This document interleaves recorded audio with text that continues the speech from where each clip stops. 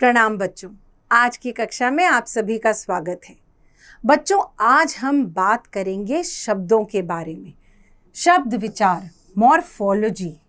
हम शब्दों का प्रयोग भरपूर तरह से करते हैं, सुबह शाम, उठते बैठते, बोलते लिखते, जैसे कि घोड़ा, नदी, लड़का। अब शब्द बने कैसे हैं, यह हम छोटी कक्षाओं से सोचते समझते सीखते आ रहे हैं।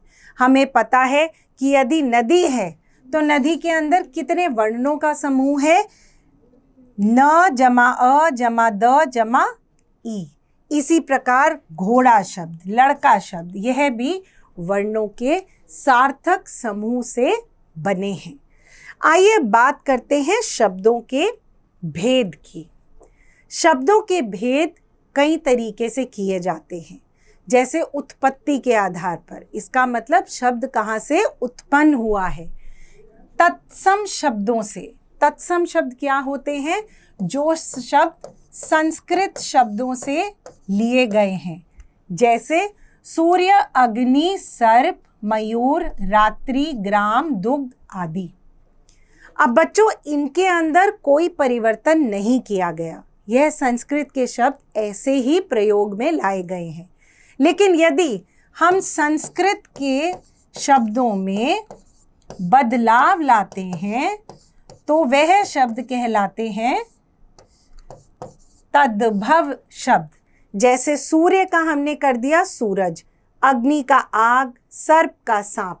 तो जब हमने शब्दों के रूप में परिवर्तन कर दिया है तो हम उन्हें तद्भव शब्द कहते हैं।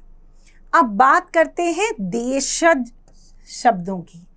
तो देशज अपने आप में हमें बता रहा है कि जो शब्द हमारे मूल भाषा, हमारे देश के हैं, वह देशज शब्द हैं। और जो हमारे देश के नहीं हैं, बाहरी भाषाओं से लिए गए हैं, वो विदेशी शब्द हैं। उदाहरण देखिए, पगड़ी देशज है, स्टेशन विदेशी है, जूता, खिड़की, झाड़ू, यह सब हमारे अपने देश के शब्द हैं। और रेडियो, स्कूल, पुलिस, यह सब शब्द कहाँ के हैं? विदेशी भाषा के। तो यह थे बच्चों उत्पत्ति के आधार पर शब्द। अब समझते हैं अर्थ के आधार पर शब्द। यह सबसे आसान है। कुछ शब्द हैं जिनका अर्थ आपको तुरंत समझ में आ जाता है, जैसे फूल। लेकिन कुछ शब्द हैं जिनका अर्थ समझने में ही नहीं आएगा, जैसे लफू। तो बच्चों, फूल क्या हुआ? सार्थक शब्द हुआ। और लफू क्या हुआ? निरर्थक शब्द हुआ। बात करते हैं प्रयोग के आधार पर शब्दों की। विकारी शब्द, जिन शब्दों के रूप पर लिंग, वचन, काल का प्रभाव पड़ता है, वह विकारी शब्द होते हैं, जिसके अंतर्गत आते हैं आपके संज्ञा, सर्वनाम, विशेषण और क्रिया शब्द।